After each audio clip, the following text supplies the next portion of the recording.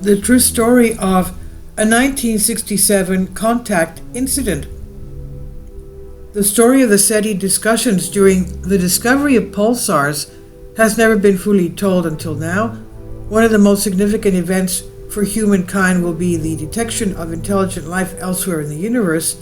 This kind of contact is bound to have a profound impact on human culture, society, and technology. The question of how to handle such an event has been widely discussed, and the international community agreed on a detection protocol in 1990 that sets out the steps that a research group should take in the event of a contact with extraterrestrials. And today, Alan Penny at the University of St Andrews in Scotland tells the story of a real-life incident in which the possibility of contact with an intelligent civilization was seriously considered. Penny draws together various first-hand recollections of the event to show how researchers handled the possibility.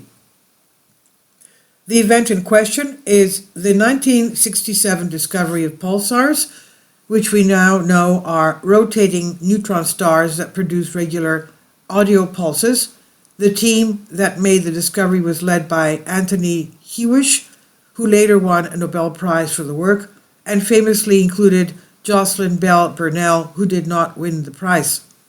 Now, at the time the dawn of the radio astronomy and discovery of a source of regular pulses in space was a huge surprise. We had to face the possibility that the signals were indeed generated on a planet circling some distant star and that they were artificial, Hewish later said. The timeline behind the discovery stretches over 6 months or so. In August 1967, Bell noticed regular signals at the same side real time each day, and almost immediately the team considered the possibility that the signals were generated by little green men, or LGM as they called them. In December, the team confirmed the discovery using another telescope, and Bell pinpointed the exact position of the source in the sky. Soon afterwards, she found a second source of signals, and by mid-January, a third and fourth source. By this time, the team discounted the possibility that an artificial source could be responsible, and eventually settled on neutron stars as the explanation. In February, the paper announcing the discovery was accepted, published in Nature, following a public announcement on February 24th, 1968. Penny says that what's interesting about this process is that during the discovery process, the team discussed the implications should the signal turn to be an artificial source, how to verify such a conclusion, and how to announce it. They also discussed whether such a discovery might be dangerous.